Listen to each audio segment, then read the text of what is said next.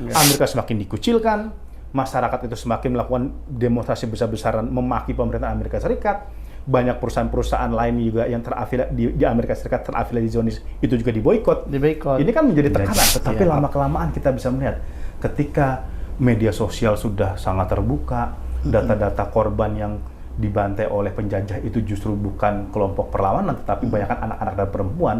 Satu persatu negara-negara Barat sekarang udah melek nih Ustaz. Untuk memberikan sanksi terhadap Israel itu selalu diveto oleh Amerika Serikat di Dewan Keamanan PBB. Kan dia anggota Dewan Keamanan PBB yang seakan-akan dia punya hak untuk menentukan hitam putihnya dunia ini. Ya, ini yang sangat disayangkan dan dikritik. Seharusnya negara-negara Arab yang sudah memberikan investasi kepada Amerika Serikat itu bisa bersuara tegas. Assalamualaikum warahmatullahi wabarakatuh. Sahabat Ruang Hidayah dimanapun Anda berada, dunia terus bergerak, artinya kita tidak boleh diam. Kita harus terus bergerak, karena dalam setiap gerakan ada keberkahan. Kembali lagi di podcast Ruang Hidayah yang selama ini mungkin kita dengarkan di Ruang Talks. Sekarang kita berubah menjadi Ruang Hidayah. Dan hari ini saya tentu tidak sendiri. Saya akan ditemani dengan salah seorang yang betul-betul pakar di bidangnya bersama Bang Pizarro. Assalamualaikum Bang Pizarro. Waalaikumsalam warahmatullahi wabarakatuh. Alhamdulillah. Bagaimana kabar? Alhamdulillah Ustaz. Gimana kabar antum? Alhamdulillah sehat. Ini senang sekali baru bisa silaturahmi ya. Iya, alhamdulillah saya juga ini perdana datang ke sini. Quran luar biasa. Ya. Kita berharap orang-orang yang mendengar ini karena sesuai dengan namanya hidayah bisa dapat hidayah. Amin, amin, insyaallah. Petunjuk ya Bang Pizarro ya. Betul, betul. Baik, hari ini kita berbincang tentu banyak hal ya Bang Pizarro. Mungkin sebelum kita masuk ke tema-tema kita, Bang Pizarro boleh sapa dulu ke para pemirsa dan sahabat-sahabat pendengar di channel kita. Silakan. Ya, assalamualaikum warahmatullahi wabarakatuh. Ya, alhamdulillah saya sudah tiba di Markas Hidayah Quran dan senang sekali bisa menyapa rekan-rekan semua, netizen, penonton setia di sahabat Ruang Hidayah. Ya, alhamdulillah. Jadi saya jurnalis dan juga saya sekarang banyak memberikan seminar atau training mengenai hubungan internasional. Iya, dan termasuk yang kita saksikan di sini adalah salah satu karya dari Bang Pizarro dan Ustadz Hadi Nur Ramadan, Degup Cita Para Pendiri Bangsa untuk Palestina. Jadi ini sebenarnya berbicara tentang apa itu? Iya, apa kandungan intinya dari buku ini apa itu Bang Pizarro? Ya, buku Degup Cita Pendiri Bangsa untuk Palestina ini mengangkat tentang perjuangan para pendiri bangsa Indonesia. Ya, dari bahkan sebelum kemerdekaan Indonesia. Sebelum kemerdekaan Indonesia, karena udah banyak tokoh-tokoh Indonesia yang saat itu menulis tentang pembelaan Palestina. Oh, jadi sebelum kemerdekaan Indonesia sudah banyak tokoh-tokoh yang betul berbicara tentang Palestina. Berbicara tentang Palestina. Sampai nanti setelah kemerdekaan, karena kita punya konstitusi yang sangat jelas melawan kolonialisme, ya maka ini menurut saya ini penting karena belum ada buku yang mengumpulkan dokumen sejarah ini. Banyak kan tuh tercecer. Ya, jadi kita harus sulit nemukannya gitu. Sulit. Jadi kalau saya berkata sama Ustaz tadi, kita seperti berjuang di lorong sunyi. Karena nggak banyak yang concern dan peduli masalah ini. Maka alhamdulillah bismillah akhirnya kita bisa melahirkan buku ini. Oke, barakallahu fiik. Masyaallah, mudah-mudahan buku ini bisa kita baca semuanya dan kita bisa merasakan manfaatnya supaya tidak jadi lorong sunyi lagi, tapi lorong yang penuh cahaya. Masya Allah.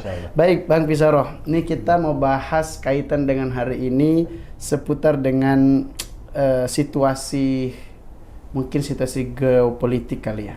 Mungkin Bang Pizarro bisa kasih kita dulu pembukaan atau semacam pencerahan lah kaitan dengan geopolitik negara-negara yang ada di saat-saat sekarang ini. Iya. Jadi kalau kita situasi geopolitik sekarang ini ada yang menarik nih Ustaz. Apa itu? Yaitu kita bisa melihat munculnya kekuatan kelompok-kelompok Islam. Munculnya kekuatan kelompok-kelompok Islam. Yang itu sebenarnya dia bukan negara ya, non-state ya. Tetapi jadi justru dia bukan negara tapi kelompok. Ya kelompok ya, ormas gitu ya. Oke. Tetapi bisa menandingi negara-negara besar, superpower. Ya, contohnya kalau kita lihat di Palestina, kelompok pejuang Gaza, dia bukan state ya, bukan negara. Tetapi dia menguasai wilayah Gaza, otoritas Gaza. Tetapi kita lihat ya, selama 19 bulan genosida ini, ya walaupun penjajah itu menghancurkan Gaza, mereka tetap eksis. Padahal dia bukan negara nih ceritanya. Iya, dia bukan mewakili negara, ya. Dia hanya kelompok perlawanan. Tetapi bisa meladeni, bahkan banyak kalangan mengatakan dia berhasil melumpuhkan serangan yang dilakukan oleh penjajah Israel yang didukung oleh negara besar Amerika Serikat.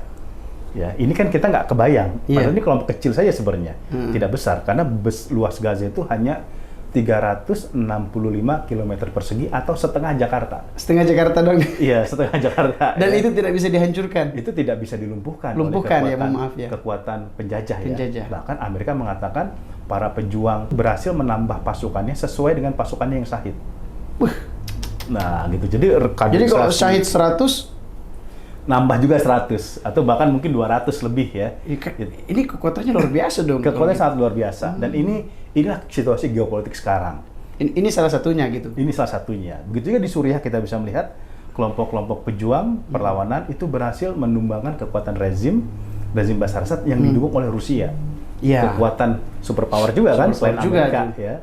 Yang mereka akhirnya bisa mengalahkan setelah berjuang untuk meraih kebebasannya, meraih kebebasan untuk beribadah, ya, menjalankan akidahnya. Karena kan sana kalau sunnah ditekan, ya kan. Betul. Nah itu terjadi. Nah ini situasi geopolitik sekarang nih, Ustadz Arfan. Jadi ada organisasi besar yang kemudian mampu berdiri ya untuk melawan negara-negara besar, bahkan yang didukung negara-negara besar juga gitu. Makanya banyak yang mengatakan sekarang ya Amerika nggak superpower banget. Yo superpowernya kelompok-kelompok ini sekarang. Jadi bi aja gitu ya. Iya. Jadi bi aja. Baik barakallahu fiik.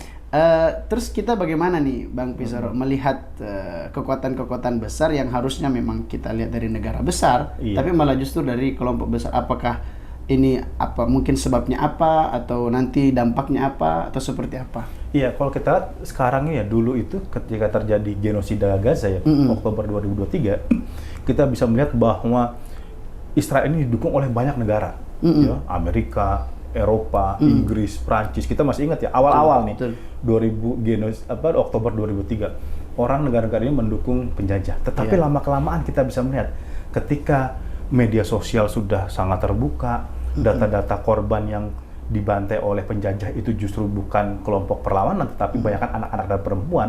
Satu persatu negara-negara Barat sekarang udah melek nih Ustaz. Iya. Ya, udah mulai sadar. Kenapa? Mereka tadi berpikir ini Israel bisa mengalahkan kelompok pejuang dalam hitungan 1-2 bulan. Tapi kan ini di luar prediksi dia semua. Ternyata bukan 1-2 bulan, bahkan sekarang hampir 20 bulan. Hampir 20 bulan. Ya, atau bahkan mendekati 2 tahun. Ya, makanya kalau kita sekarang, fenomena sekarang, Inggris akhirnya sedang konflik dengan Israel. Inggris sedang konflik dengan Israel. Yang tadinya support. Oke. Ya, Perancis juga sama. Perancis dengan Israel pun begitu. Juga sama. Negara-negara Eropa juga sama yang lainnya, termasuk Amerika. Karena mereka padahal Amerika ini penyokong utama ya, bisa dibilang. Benar kalau satu? Betul lah. Bahkan ketika genosida Gaza berlangsung dari Oktober sampai 2023 sampai 2024, jumlah dana yang dikeluarkan oleh Amerika untuk Israel itu kalau dirupiahkan itu hampir mencapai 800 triliun. 800 triliun. Hanya untuk membantu penjajah dan lawannya juga nggak punya jet tempur, nggak punya kapal selam, nggak punya peralatan tempur yang canggih, sampai harus menggelontorkan 800 triliun.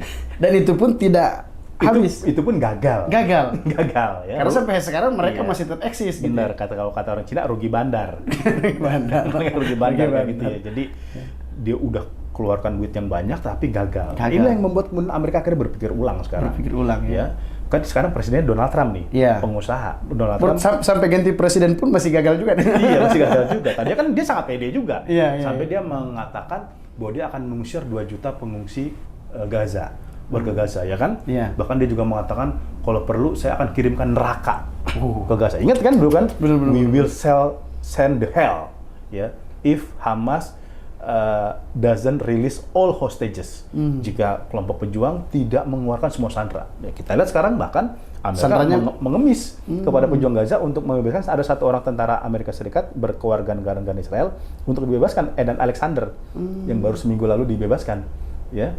Jadi, tapi sudah dibebaskan. Sudah dibebaskan. Tapi itu dengan cara mengemis, bukan dengan cara berjuang. Meminta gitu. Kepada kelompok pejuang. Dia nggak berani betul-betul mengirimkan tentara ke situ. Gitu. Jadi itu yang terjadi sekarang. Menarik ini. Saya kemarin juga sempat baca dengan bukan kemarin, sebenarnya beberapa bulan kali ya. Karena saya mungkin nggak se-update antum gitu. Ada postingan salah seorang pejuang sebelum syahid di dalam lorong apa sih? Terowongan perjuangan itu, dia mengatakan Israel itu konferensi pers mengatakan bahwa kami telah menemukan terowongan-terowongan sepanjang 450 km. Dia bilang enggak, ini hanya kamu yang kamu dapat itu hanyalah selama Tufan Al-Aqsa ya. Itu aja kan. Nah, sebelumnya itu dari 2000 tahun-tahun sebelumnya itu belum kamu temukan berapa banyak gitu. Nah, juga kita lihat fenomena bagaimana banyaknya mahasiswa-mahasiswi yang justru menyorakan perjuangan Palestina itu di tanah Trump gitu, di tanah Amerika Serikat itu, Ustaz. Iya, betul. Gimana pandangan antum itu, Ustaz? Iya, yang terowongan ini menarik sebenarnya, Ustaz. Menarik ya? Yang menarik ini pertama ialah ternyata klaim Israel menemukan terowongan besar jalur Gaza itu akhirnya dibantah. Iya, dibantah oleh orang-orang pengamat militer Israel ya, dan intelijen Israel. Itu hanya kubangan got sebenarnya. Yang itu hanya 1 meter kedalamannya. Itu bukan terowongan, karena dia haus mengklaim kemenangan sampai kemudian merekayasa ya klaim mereka untuk menemukan terowongan yang justrunya itu menariknya malah dibantah oleh orang-orang pengamat Israel sendiri. Itu bukan terowongan. Itu pengamat mereka sendiri yang ngomong kalau terowongannya cuma hanya 1 meter doang kedangkalannya. Ya, itu kayak semacam parit biasa. Itu bukan terowongan. Ya kalau kita banyak nih di kalau lagi galian, kalau kita ke Bekasi kan. Di Bekasi jalan banyak nih lagi dikerjain pada macet. Nah, itu yang seperti itu. Ya karena saking mereka itu kan nggak punya bukti-bukti untuk nggak punya bahan lagi. Iya, bahan lagi untuk mengatakan kami menang melawan kelompok pejuang yang ada di Gaza. Karena faktanya memang tidak menang. Iya.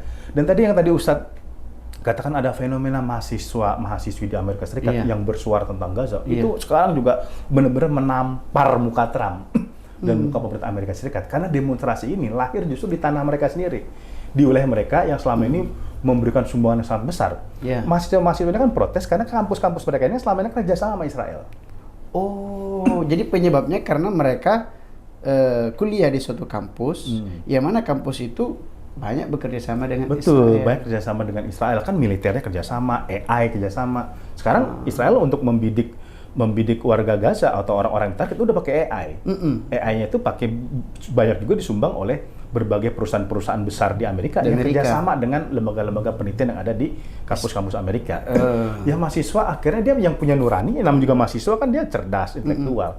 Mereka memprotes. Ini hasil riset kita digunakan oleh penjajah untuk membunuh anak-anak dan baru nangkap perempuan.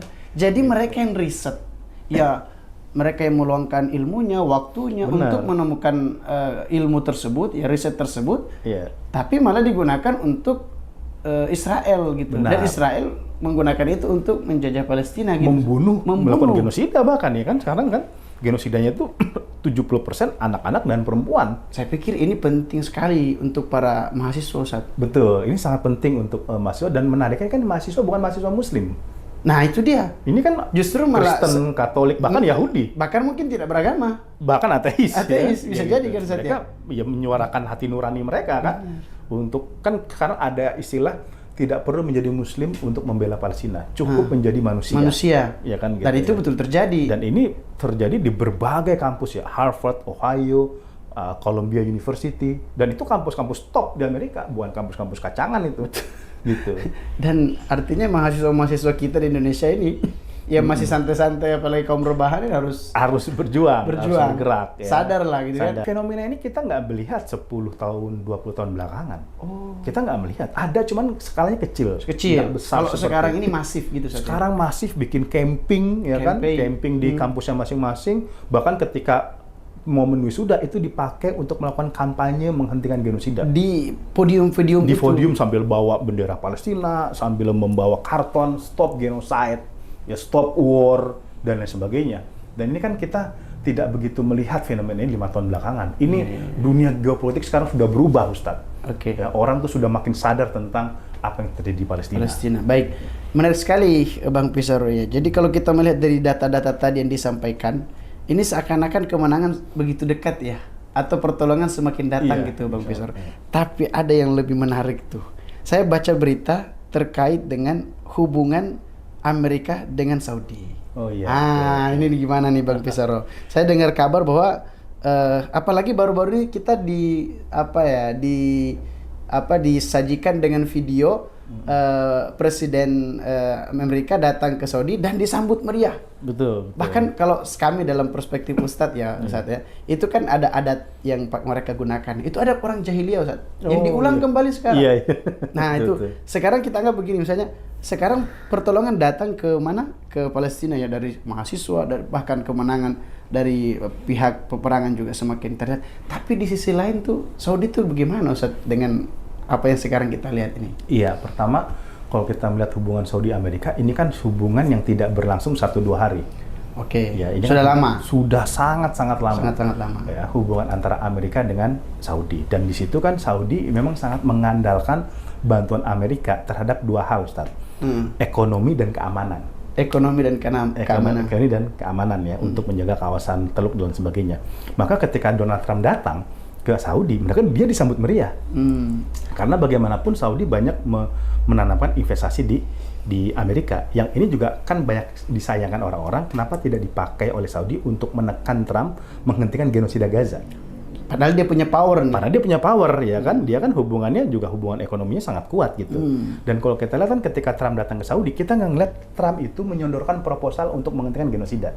Kata-kata Gaza tidak kemudian di-mention, tidak disampaikan oleh Donald Trump di depan para tokoh-tokoh atau para pemerintah. Kalau dilihat justru malah kayak membahas masalah ekonomi tadi saja. Iya, sayang hanya ekonomi aja kan. Padahal rakyat Gaza kan kelaparan. Dan investasi antara Saudi dengan Amerika itu kan sangat besar, 600 miliar. Sebentar, Ustaz. Ini ada tapi agak nanti kalau ada apa-apa nanti kita gitu ya. Iya. Saya dapat info ini dari beberapa teman. Apakah ada hubungannya bahwa negara Saudi itu adalah bentukan Inggris atau Belanda gitu? Iya. Gimana? Apakah ada hubungan ke sana atau bagaimana itu, Ustaz? Iya, dalam sejarah kan kita mengetahui ya bahwa Saudi dalam sejarahnya itu kan kemudian diberikan janji ya, atau dibebaskan dia dari Ottoman atas dukungan para kolonialisme Barat. Oke. Jadi memang benar itu ya? Ya, jadi itu fakta sejarah ya? Itu fakta sejarah yang tidak bisa dipungkiri ya. Saat itu kan diiming-imingi ya Sharif Hussein ya untuk menjadi penguasa Arab. Ya walaupun itu akhirnya dikhianati. Dia kan akhirnya kan dipecah belah.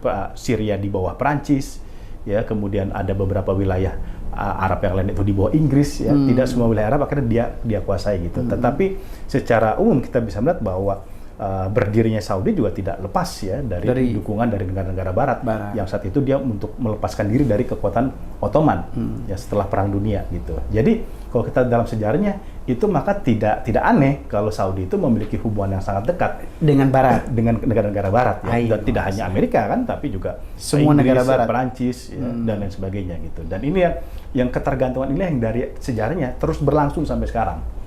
Ya, bahkan berita yang terbaru kan juga salah satunya, Ustadz, bahwa Qatar itu ngasih pesawat termahal atau termewah untuk Presiden Amerika untuk Donald Trump. Iya. Dilakukan itu juga banyak dikritik ya, walaupun kita mengetahui peran Qatar untuk Palestina sangat besar sekali, dia menjadi mediator, tapi itu juga sangat disayangkan ya. Dan Qatar juga kemudian membeli pesawat Boeing dari Amerika. Padahal pesawat Boeing kita mengetahui ikut terlibat dalam membantu genosida Gaza. Genosida artinya termasuk salah satu penyokong terbesar juga. Betul, ya penyokong terbesar untuk angkatan udaranya Israel seperti itu ya. Ya walaupun peran-peran Qatar yang lain kita apresiasi juga ya untuk dia. Peran Saudi juga kita harus apresiasi ya untuk membantu warga Gaza. Tetapi dalam kunjungan Trump kita bisa melihat Trump datang tanpa diinterupsi sedikit pun tentang Gaza. Ya, ini yang sangat disayangkan dan dikritik. Seharusnya negara-negara Arab yang sudah memberikan investasi kepada Amerika Serikat itu bisa bersuara tegas.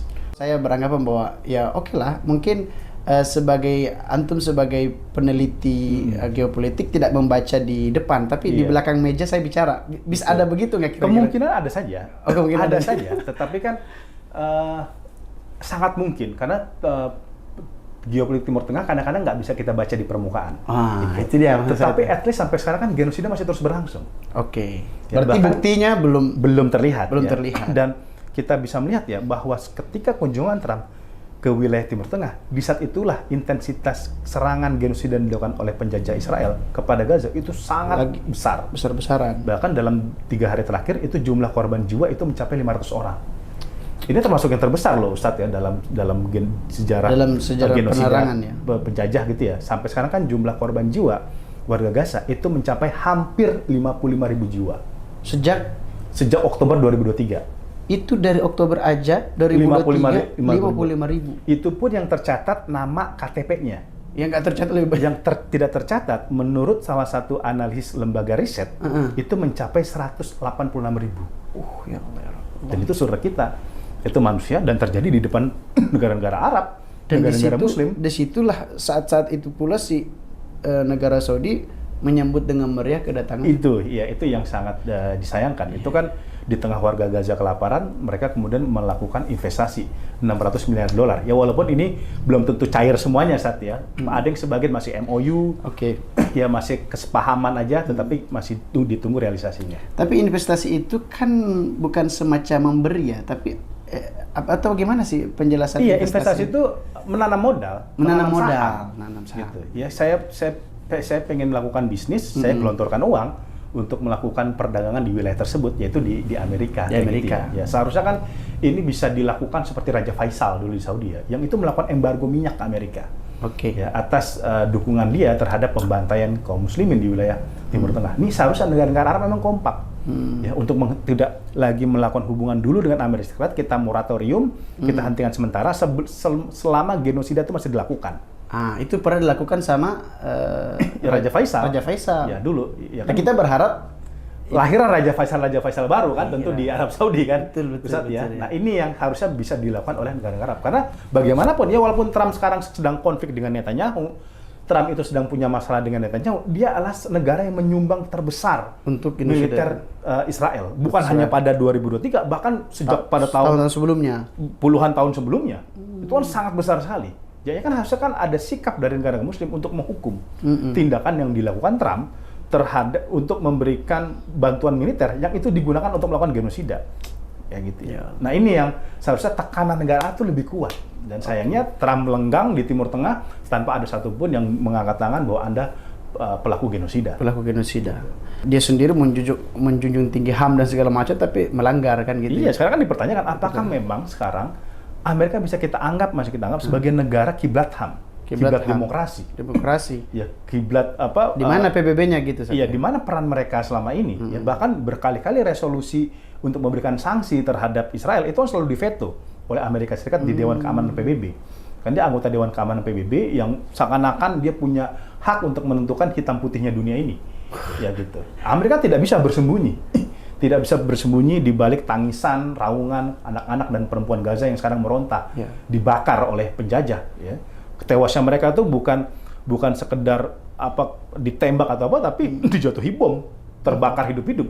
Dan bahkan sekarang Ustadz yang sekarang lagi mengkhawatirkan kita ialah PBB mengatakan 14.000 bayi-bayi Gaza terancam meninggal dunia dalam 48 jam. 14.000 bayi Gaza dalam 48 jam. Karena akses bantuan kemanusiaan ditutup oleh Israel. Jadi ini kita sedang menunggu kematian. Anak-anak Gaza itu bukan lagi sekarang mati karena bom, tapi mati karena kelaparan. Karena bantuan pun juga ditutup sama Israel. Di mana peran Amerika? Ya Allah. Jadi bisa kita katakan banyak sekali kejahatan kemanusiaan, tetapi dia sendiri mengatasnamakan pembela hak asasi manusia. Iya, yes, correct. Ya, itu betul seperti itu. Dan inilah seharusnya momentum kita bangsa Indonesia, Asia, Afrika, atau siapapun negara yang peduli kemanusiaan harus bertindak. Karena resolusi kutukan, kecaman, makian, cacian itu sudah diukur oleh Israel. Sudah diukur. Kita hanya paling bisa melakukan kutukan, kecaman, makian, tapi tidak pernah berani untuk melakukan intervensi militer. Dan tidak akan berhenti kalau hanya sebatas itu. Tidak akan hanya berhenti gitu. Ya. At least kalau enggak minimal kita melakukan boykot massal. Nah ini nih penting juga boykot ya. Boykot ya, produk-produk revisionis. Sekarang ya kemudian juga menghentikan perdagangan dengan Israel. Saya yakin dengan begitu Israel juga akan mengukur diri. Ya, karena dia salah satu serangan yang ditakuti oleh Israel ya, serangan boykot ekonomi. Gitu. Itu kenapa demonstrasi di Barat itu lebih ditakuti sebenarnya sama Israel. Kenapa? Negara-negara Barat ini selama ini kan sebagai donor utama, sebagai negara yang juga memiliki jalinan hubungan perdagangan yang sangat kuat dengan penjajah Israel. Nah, makanya kampanye boykot, ya kemudian kesadaran dan edukasi boykot harus kita lakukan. Dan ini juga tidak cukup hanya masyarakat sipil, tapi harus peran negara juga ada. Negara. Ya, kalau masyarakat sipil sudah bergerak, tapi kalau negara juga masih. Iya, itu yang jadi masalah. Ini kan sama aja kayak kita yang Saudi. Loh, kita boykot produk-produk Zionis. Ya, tapi lah dia ngasih uang. Besar lagi itu 600 miliar US dollar. Berapa? 100.000 triliun kok nggak salah. Kira-kira udah Kan jadi masyarakat jadi kayak hopeless gitu. Iya. Ada rasa kebingungan di diri mereka. Sedangkan ini negara Muslim besar. Negara Muslim besar. Kiblat kaum Muslimin. Betul. Ya, dengan kita tetap menghormati lah peran dakwah yang sudah dilakukan oleh Arab Saudi, kontribusi pada dunia Islam. Tetapi dalam case ini, dalam case genosida ini patut kita berikan kritik. Betul. Ya. Karena masyarakat udah sangat luar biasa. Di Barat aja sekarang banyak Starbucks tutup. Iya. Coca-Cola tutup. Bahkan ketika Donald Trump hadir ke Saudi, itu kan banyak membawa perusahaan-perusahaan besar yang terafiliasi Zionis. Amazon, BlackRock, yang sekarang mau kerjasama sama Danantara itu. Iya, betul. Ini BlackRock, baru-baru Ustaz ya? Yang baru ini. Ya, kemudian juga ada Coca-Cola. Kayak gitu. Itu dibawa sama Trump, perusahaan-perusahaan itu. Ya, untuk melakukan kerjasama. Bisnis gitu. tadi, ekonomi tadi ya. Iya. Nah, inilah yang kemudian tantangan kita sangat besar sekali pada hari ini. Di tengah masyarakat sudah sangat kuat memboikot, tapi banyak para pemimpin negara-negara Arab itu justru melakukan kontak kerjasama dengan mereka. Baik, luar biasa pemaparan Bang Pizarro ini, Masya Allah, membuka sekali wawasan kita. Menarik, tadi dimulai daripada gerakan-gerakan besar, daripada kelompok-kelompok yang kemudian punya kekuatan superpower, kemudian juga kita melihat pertolongan-pertolongan atau kemenangan itu semakin didapatkan oleh saudara-saudara kita di Palestina. Tapi yang menjadi tidak tak kalah penting adalah Saudi kemudian memberikan bantuan-bantuan atau kerjasama dengan Amerika atau Presiden Trump. Tapi Ustaz, tadi saya sempat tadi hampir memotong antum ketika menyebutkan hubungan antara Trump dan juga Netanyahu. Saya kadang-kadang nyebutnya susah gitu. Netanyahu apa-apa gitu, ya. Dengan Israel itu sedang tidak baik-baik saja. Benar. Boleh nggak kalau kita sebut ini sebagai bentuk kekhawatiran atau keputusasaan gitu.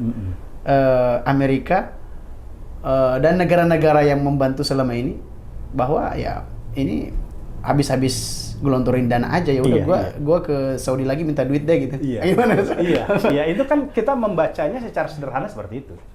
Ya Amerika itu kan kos perangnya itu besar, Ustaz. Nggak hanya di Palestina, di perang Rusia Ukraina juga sama. Di Ukraina di eranya Biden dia kan menyumbang 175 miliar US dollar. 175 US dollar. Itu bisa dibilang 3 kali bantuannya Amerika ke Israel. Di eranya Biden, dan itu kan sangat besar. Jadi Amerika nggak mau ikut campur tangan, tapi dia ngasih duit aja, ya gitu. Sama kemudian di eranya Biden juga dan sama Trump itu kan juga dia tetap mengeluarkan uang, ya gitu. Tetapi kan apa yang didapat oleh Amerika? Tapi dia kan juga membantu penjajah akhirnya kan Israel.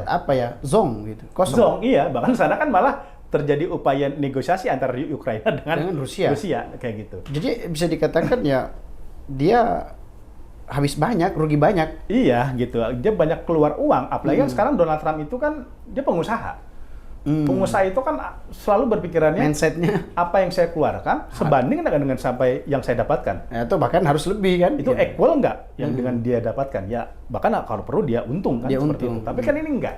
Amerika semakin dikucilkan, masyarakat itu semakin melakukan demonstrasi besar-besaran memaki pemerintah Amerika Serikat. Banyak perusahaan-perusahaan lain juga yang di Amerika Serikat terafiliasi Zionis itu juga diboykot. Ini kan menjadi tekanan. Apalagi kita mengetahui Amerika ekonominya sedang tidak baik-baik saja. Pertama dia mengalami krisis finansial, ya, inflasi yang sangat begitu kuat. Kemudian muncullah kekuatan Cina. Untuk kekuatan Cina sebagai pesaing utama Amerika sekarang dalam geoekonomi global. Gitu. Jadi kalkulasi-kalkulasi inilah yang membuat Donald Trump itu akhirnya turun meminta Netanyahu untuk menghentikan serangan kepada wilayah Gaza. Jadi memang ada permintaan itu, Ustaz? Memang ada. Tapi hubungan mereka dengan Netanyahu itu gimana? Tapi kan Netanyahu ini kan masalah tidak merespon tuntutan Amerika. Padahal kan ini ceritanya bos nih. Iya, Mohon kayak maaf gitu. ya, bener kan? Iya, ya cuman kan ini anak yang nakal. Oh, Istilahnya kan anak yang nakal. Ya orang tua kan ada anak yang baik. Kalau orang tua punya anak kan ada anak yang baik, Anak yang baik. anak yang jujur, anak Iya. yang patuh, ada anak yang nakal. Tapi Dan ini- masih taraf nakal ya, belum ke brand gitu ya. Ya ini anak nakal yang ekstrim. Ekstrim ya. Karena bunuhin orang. Ya, bener, kayak bener, gitu. Ya dia selama ini dimanjakan sama Amerika, dan apalagi dia mengetahui di belakang Amerika itu juga banyak kelompok-kelompok lobby Zionis, dia kan seperti di atas angin Netanyahu itu.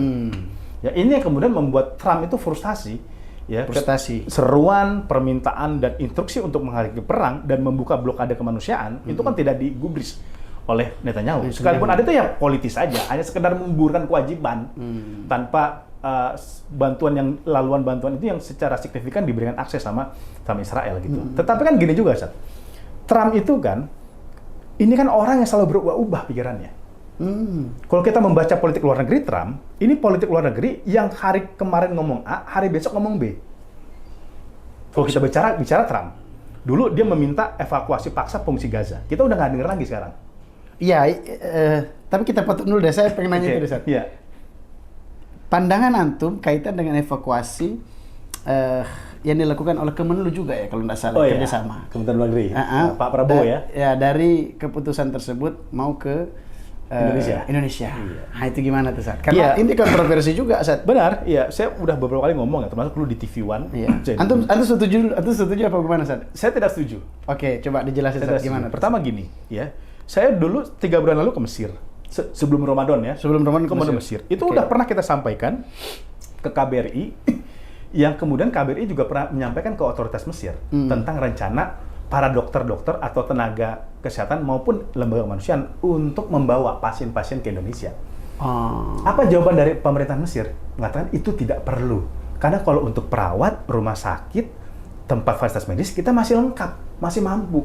Di sana? Di sana, di Mesir. Oh, di Mesirnya. Di Mesirnya. Oke. Kita masih mampu. Bukan di Palestina ya? Bukan di Kalau di Palestina kan iya. udah sangat-sangat kekurangan ya. Oke. Ini kan banyak warga Gaza yang ada di Mesir, Di Mesir, dirawat. ya, oke. Itu yang mau dipulangkan. Itu katanya nggak perlu. Kita masih punya banyak stok dokter di sini. Kemudian kata Mesir juga, kalau memang mau dipulangkan, siapa Indonesia menanggung mereka sampai dewasa? Karena kemungkinan mereka, bahkan bukan kemungkinan, mereka udah nggak bisa balik Indonesia balik. ke kampung halamannya. Akan jadi warga negara Indonesia. Akan jadi warga, kalau mau Indonesia dijadikan warga negara ya Ya. kan? Dan kalaupun mereka mau. Kayak gitu. Dan kalau Indonesia mampu tadi. Iya. Dan itu kan kemudian kalau begini caranya, bukankah ini kita malah memberikan jalan keinginan Israel untuk mengusir pelan-pelan warga Gaza keluar dari wilayah Gaza hingga kosong. Iya. Nggak ada lagi orang. Soft pengusiran gitu, Sat. Ya, ini kan bisa dijadikan prototipe. Ini bisa dijadikan kisah sukses dalam tanda kutip. Israel mengeluarkan para pengungsi di jalur Gaza. Walaupun memang kita akui pemerintah punya niat baik ya untuk menolong warga Gaza. Cuman menurut saya caranya kurang tepat dalam hal ini. Kenapa kita tidak mengirimkan banyak dokter-dokter ke sana dan kemudian kita membangun fasilitas medis di sana?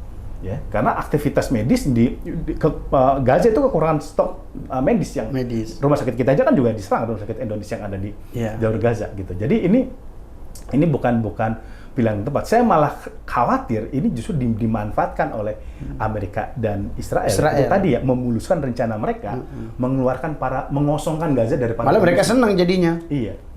Makasih bantuin saya gitu.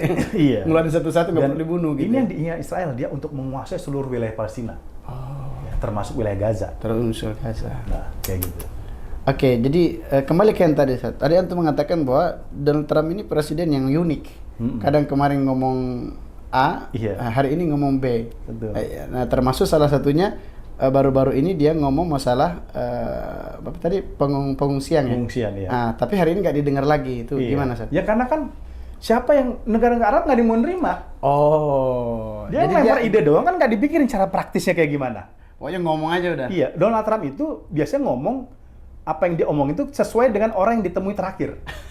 Ketemunya Netanyahu dia ngomongnya kayak gitu, ketemu Arab nanti ngomongnya beda lagi, tergantung siapa yang terakhir diajak ngomong. Kalau diajak diajak ngomong juga mungkin beda lagi tuh. Jadi mau bangun pesantren nanti. Iya, mau pesantren kali atau apa. Jadi dia sangat tergantung pada siapa orang yang diajak bicara sama dia. Makanya kan ide dia tuh selalu berubah-ubah. Kita tidak begitu jelas. Dan terakhir kan saat ketika dia di Timur Tengah kan dia juga nggak menyuarakan tuh proposal untuk mengakhiri Untuk- genosida Gaza. Ini artinya apa? Di internal Amerika, ini memang kayaknya belum ada kesepakatan. Ini masih terjadi friksi internal di Amerika soal bagaimana Terkait kita dengan penghentian genosida itu, walau arahan sudah ditujukan ke si Netanyahu. Iya gitu ya. Berarti masih ada perdebatan lah cara teknisnya seperti apa dan lain sebagainya. Dan kenapa isu itu tidak ramai kan negara-negara Arab ternyata nggak ada yang mau juga untuk mengelola. Mesir saat dia udah menampung banyak pengungsi, nggak hanya orang Gaza. Sudan aja ada 5 juta pengungsi Sudan. Tiba-tiba dia mau dihadapi lagi 2 juta pengungsi Gaza. Sedangkan Mesir secara ekonomi kita mengetahui itu getting down sekarang. Dia sangat-sangat benar-benar terpuruk situasi ekonomi, krisis ekonomi di Mesir. Yordania juga sudah menampung banyak pengungsi Gaza, bahkan mungkin setengah warga Yordania itu orang Gaza, mungkin orang Palestina. Orang Palestina. Dari zaman Nakba 48. Ya, sampai sekarang. Sampai sekarang masih aja. Ya gitu. Lalu kemudian ke Indonesia, teknisnya gimana? 1.000 itu kan banyak. Ya jangan sampai malah menghadirkan hal-hal yang tidak kita inginkan di Indonesia. Iya, seperti itu. Kalau tidak siap ya. Gitu. Oke. Nah, itu kejadian saya tambahkan, kejadian di Malaysia. Malaysia itu mengevakuasi sekitar 100 pengungsi Gaza untuk dirawat di Malaysia. Tapi karena dia di pengungsi Gaza, akhirnya di rumah sakit itu dikawal tentara, dikawal militer. Mereka tuh merasa nggak bebas juga. Iya. Wah, kita kayak jadi di penjara begini nih. Betul. Apalagi budayanya beda, kulturnya beda, makanannya beda. Makanannya beda, belum terbiasa. Ya misalkan dia orang sana dikasih nasi uduk, lontong sayur. Lontong sayur. Akhirnya terjadi apa? Terjadi konflik juga. Di pengungsi itu kayak merasa nggak nyaman, dan merasa nggak comfort dan terjadi perbedaan kultural segala macam. Memang lebih pas kita yang memberi bantuan, dan mereka yang memanfaatkan bantuan itu sesuai kebutuhan mereka. Memberikan akses para dokter ke sana. Kan banyak juga dokter-dokter yang mengatakan kami kok susah mengakses ke Gaza. Dan mereka mau padahal. Mereka mau berbakti ya melayani. Tapi berbicara dokter ini, tapi ngomong-ngomong sebenarnya Indonesia itu sudah pernah, Indonesia sendiri negara atas nama negara, bangun rumah sakit di sana udah belum? Itu kan kalau Mercy itu lembaga. Lembaga kan bukan negara. Yang walaupun juga didukung oleh pemerintah Indonesia ya. Dan kemudian setelah jadi diberikan otoritasnya kepada pemerintah Gaza. Oke. Ya, jadi kalau pemerintah Indonesia pure murni itu memang belum ada. Ini misalnya tanda tangan nih presiden nih belum ada. Ini yang kita Tapi kalau bantuan ada. Ada dari Basnas, ya, kan mewakili pemerintah ya kan. Mewakili pemerintah. Dari Kementerian Luar Negeri itu juga ada yang itu memang tidak bisa tuh bagaimana? Saya pengen tahu gitu. Ya karena kan aksesnya ditutup sama penjajah. Sama Israel. Di blokade militer. Pertanyaan apa kita siap berbenturan militer kepada Israel? Oh iya. Gitu. Dan Indonesia kan kayaknya tidak siap untuk hal itu. Ya tentara Indonesia aja, tentara perdamaian yang di Lebanon, ketika ditembakin Israel kita kan nggak ngelawan. Gitu. Karena emang aturannya begitu. Dia hanya untuk menjaga, tidak untuk berperang. Gitu. Nah, ini yang menjadi hambatan ya bahwa Indonesia kenapa itu belum bisa masuk ya. Sama kemarin ada berita Cina ya.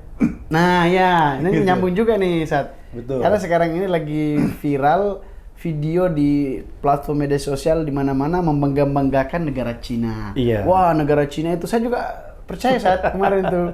Nah, ini nanti kita dengar dari antum gitu. Gimana pandangan antum terkait dengan baru-baru ini banyak video yang beredar bahwa Cina dengan kecanggihan teknologinya yang paling terbaru mampu menerobos sensor gitu. Sehingga tidak terbaca oleh si tentara Israel membawa bantuan gitu. Betul.